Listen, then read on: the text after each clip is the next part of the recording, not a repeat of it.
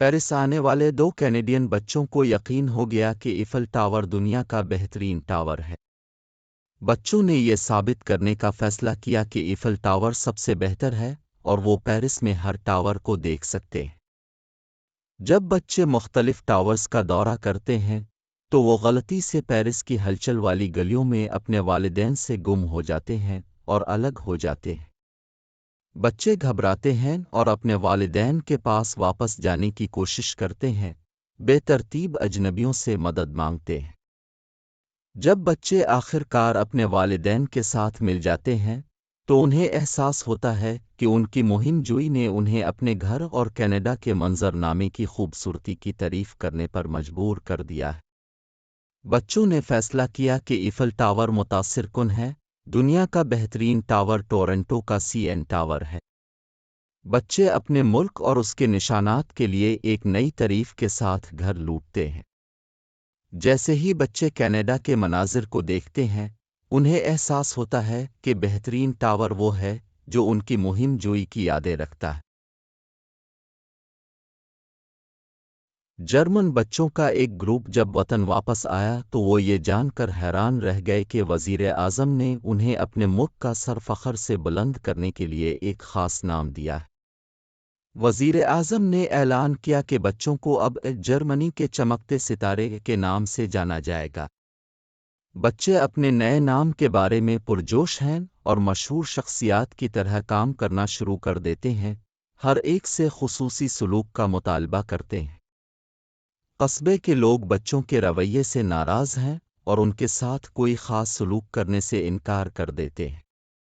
بچوں کو احساس ہوتا ہے کہ ان کے رویے کی وجہ سے وہ شہر کے لوگوں کی عزت اور تعریف سے محروم ہو رہے ہیں۔ غصہ کرنے کے بجائے بچے شہر کے لوگوں سے معافی مانگنے کا فیصلہ کرتے ہیں اور زیادہ عاجزی اور احترام سے کام کرنے کا وعدہ کرتے ہیں۔ شہر کے لوگ بچوں کی مخلصانہ معافی کی تعریف کرتے ہیں اور کمیونٹی کے قابل قدر ارکان کے طور پر ان کا استقبال کرتے ہیں۔ بچے عاجزی کی اہمیت سیکھتے ہیں اور یہ کہ ان کے اعمال دوسروں کو ان کے سمجھنے کے طریقے پر کیسے اثر انداز ہوتے ہیں۔ پاکستان کے 3 بچے علی، فاطمہ اور احمد یہ جان کر چاند پر جانے کے لیے پرعزم ہو گئے کہ چین کے بچے بھی ایسا کر سکتے ہیں۔ تینوں بچوں نے سکریپ مواد کا استعمال کرتے ہوئے ایک راکٹ جہاز بنانے کا فیصلہ کیا۔ ان کے گھریلو راکٹ جہاز ٹیک آف کے دوران خراب ہو جاتے ہیں اور قریبی میدان میں کریش لینڈ کرتے ہیں۔ علی، فاطمہ اور احمد اپنے راکٹ جہاز کو ٹھیک کرنے کے لیے ایک مقامی انجینئر مسٹر خان سے مدد لیتے ہیں۔ بچوں نے اپنے مرمت شدہ راکٹ جہاز کو کامیابی کے ساتھ لانچ کیا، لیکن یہ چاند کے بجائے ایک تالاب میں اترا۔ ان کی حیرت کی بات ہے، انہیں قریب ہی غیر ملکی خلابازوں کا ایک گروپ مل گیا جو ان کی کوششوں کی تعریف کرتے ہیں اور انہیں خلائی مرکز کا دورہ کرنے کی دعوت دیتے ہیں۔ علی، فاطمہ اور احمد خلائی مرکز کا دورہ کرتے ہیں، جہاں وہ خلاباز بننے کے لیے درکار چیلنجوں اور تربیت کے بارے میں سیکھتے ہیں۔ ان کے ایڈونچر سے متاثر ہو کر بچے سائنس اور خلائی ریسرچ میں کیریئر بنانے کا فیصلہ کرتے ہیں۔ ٹمی اور سارا نامی 2 امریکی بچوں نے چاند پر اپنا جھنڈا لگانے کا فیصلہ کیا تاکہ یہ ثابت کیا جا سکے کہ اس پر قدم رکھنے والے پہلے امریکی تھے۔ جیسے ہی ٹمی اور سارا اپنے مشن کی تیاری کرتے ہیں، وہ ایک چھپے ہوئے خزانے کے نقشے پر آتے ہیں جو چاند کے ایک خفیہ اڈے کی طرف جاتا ہے۔ اپنے جوش میں ٹمی اور سارا نے غلطی سے ایک خلائی شٹل کو چالو کیا اور خود کو چاند کی بنیاد کی طرف دھکیلتے ہوئے پایا۔ ٹمی اور سارا گھبرا گئے کیونکہ انہیں احساس ہوا کہ ان کا شٹل پر کوئی کنٹرول نہیں ہے اور وہ چاند کے اڈے سے ٹکرانے والے ہیں۔ آخری لمحے میں ایک اجنبی جہاز نمودار ہوتا ہے اور ٹمی اور سارا کو حادثے سے بچاتا ہے۔ غیر ملکی ان کی بہادری سے متاثر ہو کر ٹیمی اور سارا کو ان کے ساتھ چاند کے اڈے کو تلاش کرنے کی دعوت دیتے ہیں۔ چاند کے اڈے کو تلاش کرنے کے ایک تفریحی مہم جوئی کے بعد ٹمی اور سارا نے اپنا جھنڈا لگایا اور فخر کے ساتھ خود کو چاند کی بنیاد پر جانے والے پہلے بچوں کا اعلان کیا۔ جیسے ہی وہ زمین پر لوٹتے ہیں، ٹمی اور سارا اپنی کامیابی پر فخر محسوس کرتے ہیں، یہ جانتے ہوئے کہ وہ نہ صرف چاند پر جھنڈا لگانے والے پہلے تھے، بلکہ چاند کی خفیہ بنیاد کو دریافت کرنے والے بھی پہلے تھے۔ امریکہ کے 3 بچے چاند پر پاکستان کے 3 بچوں سے ملتے ہیں۔ امریکی بچے پاکستانی بچوں کو چاند پر دیکھ کر حیران رہ گئے۔ امریکی بچے پاکستانی بچوں سے بات چیت کرنے کی کوشش کرتے ہیں، لیکن انہیں زبان کی رکاوٹوں کا سامنا کرنا پڑتا ہے۔ امریکی بچے پاکستانی بچوں کے ساتھ بات چیت کے لیے اشاروں اور ڈرائنگ کا استعمال کرتے ہیں۔ امریکی اور پاکستانی بچوں نے کھیل کی ایک عالمگیر زبان دریافت کی اور چاند پر ایک ساتھ کھیلنا شروع کر دیا۔ چاند کی کشش شکل غیر متوقع طور پر ان کے کھیل کے وقت کو مزید پرلطف اور دلچسپ بنا دیتی ہے۔ امریکی اور پاکستانی بچے دوست بن جاتے ہیں اور زمین پر واپس آنے پر ایک دوسرے کے ممالک کا دورہ کرنے کا وعدہ کرتے ہیں۔ جیسے ہی بچے چاند پر ایک دوسرے کو الوداع کرتے ہیں، وہ ان یادوں کو پسند کرتے ہیں جو انہوں نے ایک ساتھ بنائی تھیں۔ پاکستان سے 2 بچے غیر متوقع طور پر چاند پر پہنچ گئے۔ جب وہ چاند پر قدم رکھتے ہیں تو رونے لگتے ہیں اور کہتے ہیں کہ ان کا ملک بھی چاند پر پہنچ گیا ہے۔ انہیں احساس ہے کہ وہ چاند پر لگانے کے لیے اپنا جھنڈا لانا بھول گئے ہیں۔ وہ خلائی جہاز کو کسی ایسی چیز کی تلاش کرتے ہیں جسے وہ عارضی پرچم کے طور پر استعمال کر سکتے ہیں۔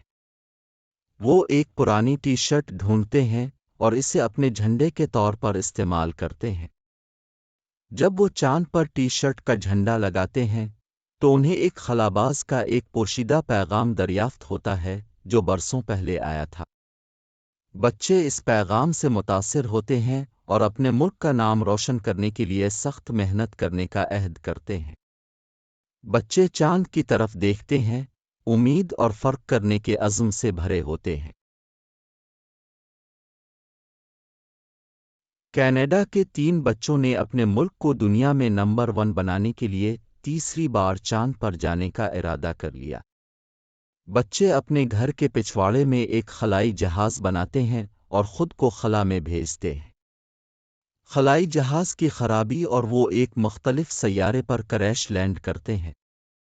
بچے سیارے کو دریافت کرتے ہیں اور دوستانہ غیر ملکیوں کا سامنا کرتے ہیں جو ان کی خلائی جہاز کی مرمت میں ان کی مدد کرتے ہیں۔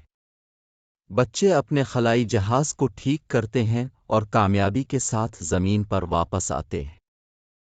ان کی واپسی پر انہیں ہیرو کے طور پر منایا جاتا ہے کیونکہ وہ سب سے پہلے غیر ملکیوں سے رابطہ کرتے ہیں۔ بچوں کا ایڈونچر دوسرے بچوں کو بڑے خواب دیکھنے اور نامعلوم کو دریافت کرنے کی ترغیب دیتا ہے۔ جیسے ہی بچے رات کے آسمان کی طرف دیکھتے ہیں، وہ دریافت کرتے رہنے اور خواب دیکھنا بند نہ کرنے کا عہد کرتے ہیں۔ 2 کینیڈین بچے، سیلی اور ٹمی، ایک ایسا جادوئی آلہ بنانے کا خیال لے کر آئے ہیں جو ان کی ہر بات کو سچ کر سکتا ہے۔ سیلی اور ٹیمی نے کامیابی کے ساتھ آلہ بنایا اور اسے جانچنے کے لیے پرجوش ہے۔ اپنے جوش میں سیلی نے غلطی سے کہا کہ انہیں 1 ملین کاروں کی ضرورت ہے اور آلہ کار کے بعد کار پیدا کرنا شروع کر دیتا ہے اور ان کے پورے محلے کو بھر دیتا ہے۔ سیلی اور ٹمی گھبرا کر ڈیوائس کو بند کرنے کی کوشش کرتے ہیں لیکن اس نے کوئی جواب نہیں دیا۔ پڑوس اب مکمل طور پر کاروں سے بھرا ہوا ہے۔ سیلی اور ٹیمی کو احساس ہے کہ انہیں مسئلے کو حل کرنے کے لیے تخلیقی حل تلاش کرنے کی ضرورت ہے۔ انہیں ضرورت مند لوگوں کی مدد کے لیے اضافی کاروں کا استعمال کرتے ہوئے کار شیئرنگ سروس شروع کرنے کا خیال آیا۔ کار شیئرنگ سروس ایک بہت بڑی کامیابی بن جاتی ہے اور اضافی کاریں بالآخر ان لوگوں میں تقسیم کی جاتی ہیں جنہیں ان کی ضرورت ہوتی ہے۔ سیلی اور ٹمی بولنے سے پہلے سوچنے کی اہمیت اور غلطی کو دوسروں کی مدد کرنے کے موقع میں بدلنے کی طاقت سیکھتے ہیں۔ بہن بھائی چارلی اور للی اپنے تہ خانے میں ایک پرانا کمپیوٹر ڈھونڈتے ہیں جس پر لکھا ہوتا ہے جادوئی کمپیوٹر۔ چارلی اور للی پرانے کمپیوٹر کو استعمال کرنا شروع کر دیتے ہیں اور سمجھتے ہیں کہ یہ صرف چند کمانڈز کے ساتھ حیرت انگیز کام انجام دے سکتا ہے۔ چارلی اور للی مشہور ہونے کے لیے پرانے کے ڈیزائن کی بنیاد پر ایک زیادہ طاقتور کمپیوٹر بنانے کا فیصلہ کرتے ہیں۔ بہن بھائی مواد اکٹھا کرتے ہیں اور اپنا کمپیوٹر بنانا شروع کرتے ہیں۔ چارلی زیادہ تر کام کرتا ہے اور للی تخلیقی خیالات فراہم کرتا ہے۔ کمپیوٹر مقابلے کے دن چارلی نے غلطی سے اپنے کمپیوٹر پر ایک مشروب پھینک دیا جس کی وجہ سے اس میں خرابی پیدا ہو گئی۔ چارلی اور للی نے اپنے خراب کمپیوٹر کو ایک جادوئی کمپیوٹر کے طور پر پیش کرنے کا فیصلہ کیا جو مستقبل کی پیش گوئی کر سکتا ہے۔ سامعین جادو کمپیوٹر سے حیران رہ جاتے ہیں اور یہ ایک وائرل سنسنی بن جاتا ہے جس سے چارلی اور للی راتوں رات مقبول ہو جاتے ہیں۔ چارلی اور للی کو احساس ہے کہ مقبولیت سب سے زیادہ طاقتور کمپیوٹر رکھنے سے نہیں بلکہ کچھ منفرد اور غیر متوقع تخلیق کرنے سے حاصل ہوتی ہے۔ کینیڈا کے ایک چھوٹے سے قصبے میں جیک اور ایملی نامی دو متجسس اور خیالی بچے جنگلی مہم جوئی کے خواب دیکھتے ہوئے اپنے دن گزارتے ہیں۔ ایک دن نظام شمسی کے بارے میں ایک کتاب پڑھتے ہوئے جیک اور ایملی کو ایک حوالہ ملا جس میں دنیا کے 1 ملین سالوں میں ختم ہونے کے امکان کا ذکر ہے۔ اس انکشاف سے پرجوش ہو کر جیک اور ایملی نے اپنے قصبے میں اپنا land of the world day بنانے کا فیصلہ کیا، ملبوسات، سجاوٹ اور تفریحی سرگرمیوں کے ساتھ مکمل۔ شہر کے دوسرے بچے جوش و خروش میں شامل ہوتے ہیں اور جیک اور ایملی کو بڑے دن کی تیاری میں مدد کرتے ہیں۔ ایونٹ کے دن اچانک طوفان آ گیا جس سے افراتفری پھیل گئی اور تمام سجاوٹ اور ملبوسات تباہ ہو گئے جس پر جیک اور ایملی نے بہت محنت کی تھی۔ دھچکے سے بے خوف جیک اور ایملی نے اپنے دوستوں کو اکٹھا کیا اور ایونٹ کو بچانے کے لیے تخلیقی طریقے نکالے، اس کی بجائے اسے بقا کے ہنر کے دن میں بدل دیا۔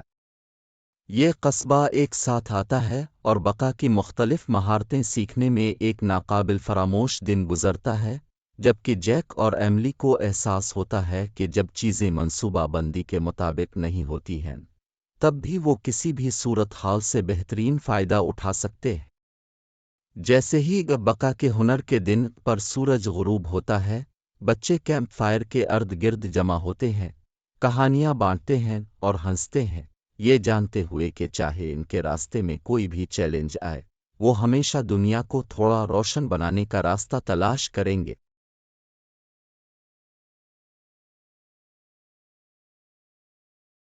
ایملی اور لیام نامی دو کینیڈین بچے پاکستان کے پہلے دورے پر ملک کے خوبصورت نظاروں اور آوازوں سے حیران رہ گئے۔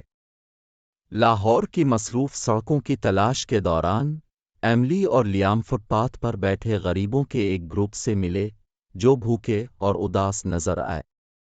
غریب لوگوں کے لیے افسوس محسوس کرتے ہوئے ایملی اور لیام ایک قریبی ریسٹورنٹ میں پہنچ گئے، لذیذ کھانے سے بھری پلیٹیں آرڈر کیں اور غریب لوگوں کے ساتھ بانٹنے کے لیے جوش و خروش سے واپس لے آئیں۔ جیسے ہی وہ گروپ کے پاس پہنچتے ہیں انہوں نے دیکھا کہ غریب لوگ دراصل کھانا کھانے کے مقابلے میں حصہ لے رہے ہیں اور صرف بھوکا ہونے کا بہانہ کر رہے ہیں۔ ایملی اور لیام شرمندہ اور الجھن محسوس کرتے ہیں، لیکن انہوں نے کھانا کھانے کے مقابلے میں شامل ہونے کا فیصلہ کیا اور غریب لوگوں کے ساتھ مذاق کیا۔ اپنے چھوٹے سائز کے باوجود ایملی اور لیام نے کھانے کا مقابلہ جیت لیا اور اپنی دل کی بھوک کے ساتھ سب کو ہنسایا۔ غریب لوگ اور ایملی اور لیام دوست بن جاتے ہیں اور وہ سب مل کر اپنی نئی دوستی کا جشن مناتے ہوئے خوشی کا کھانا بانٹتے ہیں۔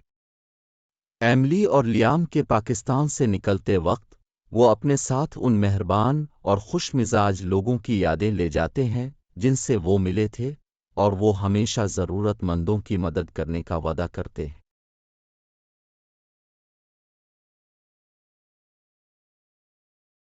کینیڈا سے تعلق رکھنے والے دو چھوٹے بچے پرجوش انداز میں پہلی بار جاپان جانے والی پرواز میں سوار ہو رہے ہیں۔ ہوائی اڈے پر پہنچنے پر انہیں احساس ہوتا ہے کہ ان کے پاسپورٹ سے ان کا ٹکٹ غائب ہے۔ بچے ہوائی اڈے کے عملے کو صورتحال سمجھانے کی کوشش کرتے ہیں، لیکن زبان کی رکاوٹوں کی وجہ سے ایک دوسرے کو سمجھنا مشکل ہو جاتا ہے۔ ہوائی اڈے کا عملہ انہیں لینے کے لیے ان کے والدین سے رابطہ کرتا ہے۔ جب وہ اپنے والدین کا انتظار کرتے ہیں، بچوں کو جاپان کے کھلونے بیچنے والی ایک وینڈنگ مشین نظر آتی ہے۔ وہ اس تبدیلی کو استعمال کرنے کا فیصلہ کرتے ہیں جو انہوں نے تحائف کے لیے محفوظ کی تھی، اس کی بجائے گچوپن کے کھلونے خریدنے کے لیے۔ اپنی پرواز غائب ہونے کے باوجود بچوں کو ہوائی اڈے کی تلاش کے غیر متوقع مہم جوئی میں خوشی اور جوش ملتا ہے۔ جب وہ اپنے والدین کے ساتھ ہوائی اڈے سے نکلتے ہیں، بچے پہلے سے ہی اپنے اگلے سفر کی منصوبہ بندی کر رہے ہوتے ہیں۔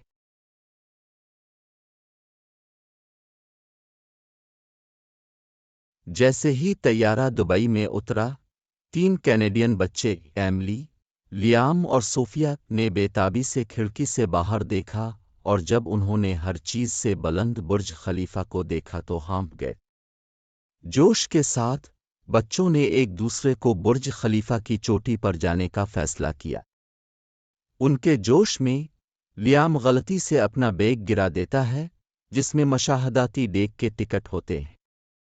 گھبراہٹ میں بچے کھوئے ہوئے ٹکٹوں کو تلاش کرتے ہیں، سیکیورٹی گارڈز کی توجہ اپنی طرف مبذول کراتے ہیں۔ چوٹی تک پہنچنے کے لیے بے چین، لیام گارڈز کی توجہ ہٹانے کے لیے ایک منصوبہ بناتا ہے، جبکہ ایملی اور صوفیہ چپکے چپکے سے گزرتے ہیں۔ جس طرح بچے اپنے منصوبے کو عملی جامہ پہناتے ہیں اور سیڑھیاں چڑھنا شروع کرتے ہیں، انہیں معلوم ہوتا ہے کہ لفٹ پہنچ کے اندر ہے، جس سے ان کی کوششیں غیر ضروری ہو جاتی ہیں۔ ایک ساتھ بچے برج خلیفہ کی چوٹی پر لفٹ پر سوار ہوتے ہیں، ہنستے ہوئے اور دلکش نظارے سے لطف اندوز ہوتے ہیں۔ جب وہ آبزرویشن ڈیک سے دبئی کو دیکھتے ہیں، بچوں کو احساس ہوتا ہے کہ سفر اتنا ہی اہم ہے جتنا کہ منزل تک پہنچنا، اور وہ ایک معاہدہ کرتے ہیں کہ وہ ان یادوں کو ہمیشہ محفوظ رکھیں جو وہ مل کر تخلیق کرتے ہیں۔